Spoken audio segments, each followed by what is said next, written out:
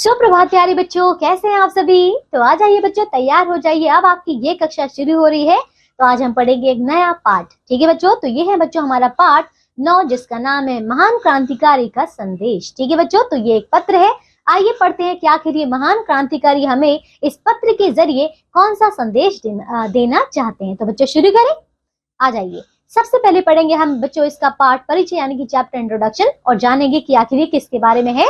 ठीक है, और ये हमसे क्या कहना चाहते हैं। देखिए, क्रांतिकारियों ने जो स्वतंत्रता संग्राम की चिंगारी जलाई, उसे भावी पीढ़ी ने एक प्रचंड ज्वाला में तब्दील कर दिया। उस लड़ाई के एक अशफाक उल्लाह खां, ठीक है, तो उनका एक पत्र देशवासियों के नाम इस पाठ में उद्धृत है। तो बच्चों यहाँ पे हमें एक महान क्रांतिकारी देखिए अशफाक उल्लाह खां के बारे में बताया जाएगा, और उन्होंने पत्र में क्या लिखा था जो हम देशवासियों के लिए संकेत है, एक संदेश दिया गया है। तो आइए इसे पढ़ते हैं। चलिए बच्चों, सबसे पहले चित्र देखिए। ये देखिए, ये जो चित्र है बच्चों, यही है अशफाक उल्लाह खां। ठीक है, आइए देखिए। तो बच्चों ये पत्र लिखा गया है 16 सितंबर 1927 को फैजाबाद जेल से। ठीक है, अब देखिए ये कहते हैं, मेरे प्यारे देशवासियों, भारत माता को आजाद करवाने के लिए रंगमंच पर हम अपनी भूमिका अदा कर चुके हैं। यानी कि बच्चों वो कहते हैं कि हम अपना कर्तव्य निभा चुके हैं जो हमें देश को आजाद कराने के लिए निभाना था। गलत किया या सही, हमने जो भी किया स्वतंत्रता पाने की भावना से प्रेरित होकर किया। हमारे अपने निंदा करें या प्रशंसा, लेकिन हमारे दुश्मनों तक को हमारी हिम्मत और वीरता की प्रशंसा करनी पड़ती है। तो बच्चों क्या कहते हैं, कहते हैं कि हमारे अपने जो है हमारी निंदा करें या फिर हमारी प्रशंसा करें, जो भी करें, लेकिन जो हमारे दुश्मन है उनको तो हमारी प्रशंसा करनी ही पड़ेगी, हमारे वीरता की, हमारी हिम्मत की, क्योंकि हमने बड़ी ही हिम्मत के साथ, हमने बड़ी ही वीरता के साथ उनका सामना किया था, है ना।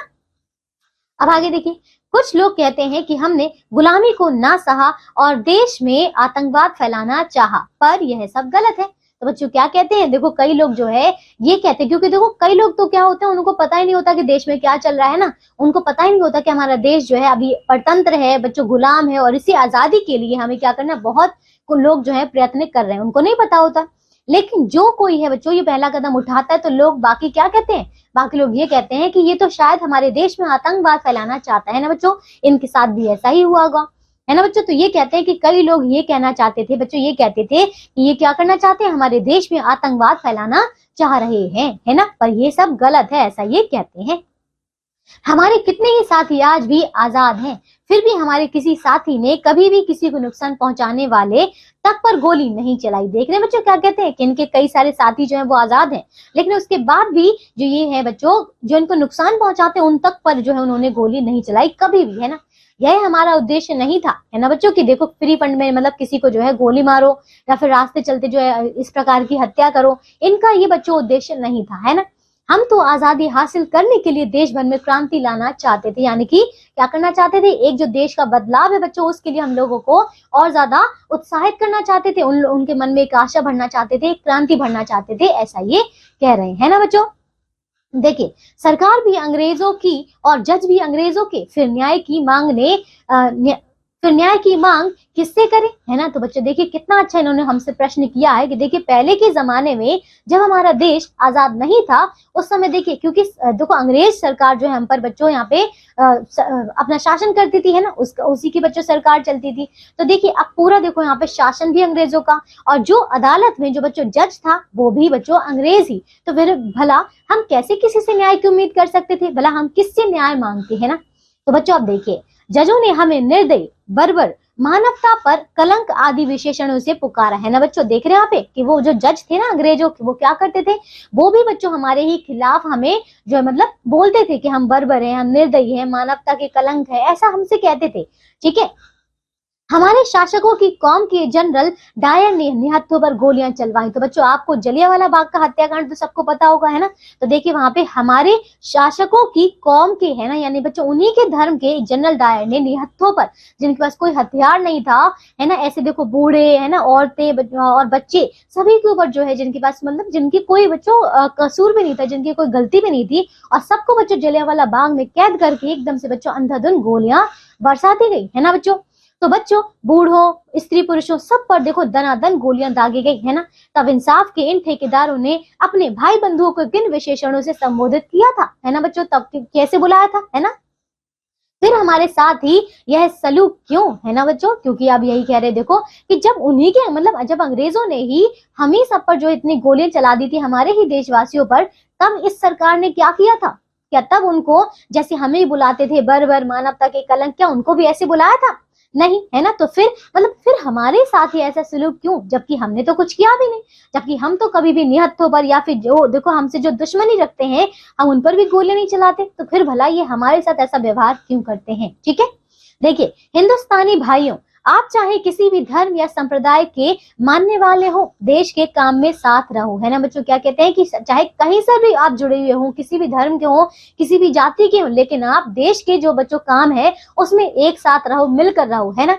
आपस में व्यर्थ ना लड़ो, रास्ते चाहे अलग हो लेकिन उद्देश्य तो सबका एक है ना बच्चों, क्योंकि हमारा देश आजाद रहे, स्वतंत्र रहे, हम सभी का एक ही उद्देश्य है। तो फिर भला हम सबको अलग अलग होकर क्यों लड़ना है? हम सभी मिलकर लड़े बच्चों, तो हमारी ताकत एक हो जाएगी, है ना। देखिए सभी कार्य एक ही उद्देश्य की पूर्ति के साधन है, एक होकर देश की नौकरशाही का मुकाबला करो, है ना। अपने देश को आजाद कराओ। तो देख रहे बच्चों, वहां पे जेल से देखिए यहाँ पे अशफाक उल्लाह खान हम सबको बता रहे हैं कि आपको अपने देश के लिए एक होकर काम करना चाहिए, हमारे देश की आजादी के लिए आप हम सभी को मिलकर लड़ना है ना, ताकि हमारी ताकत जो है और भी ज्यादा शक्तिशाली हो जाए, है ना। देखिए देश के 7 करोड़ मुसलमानों में मैं पहला मुसलमान हूँ जो देश की आजादी के लिए फांसी पर चढ़ रहा है, यह सोचकर मुझे गर्व महसूस होता है। तो देख रहे बच्चों क्या बता रहे हैं कि देखो ये अपने देश के यानी कि 7 करोड़ मुसलमानों में से ये देखो ये पहले मुसलमान है जिन्होंने अपने देश की आजादी के लिए बच्चों सबसे पहली बार ये फांसी पर चढ़े, है ना। यानी कि सबसे पहले फांसी पर चढ़ने वाले कोई थे तो बच्चों ये है अशफाक उल्लाह खान। समझ आया? अब देखिए यह सोच कर इन्हें क्या है बच्चों, ये अपने आप को देखे नीचे नहीं समझते, ये अपने आप को क्या है, इनको जो है अपने ऊपर गर्व है ना, कि अपने देश के लिए इन्होंने फांसी पर चढ़ गए, है ना।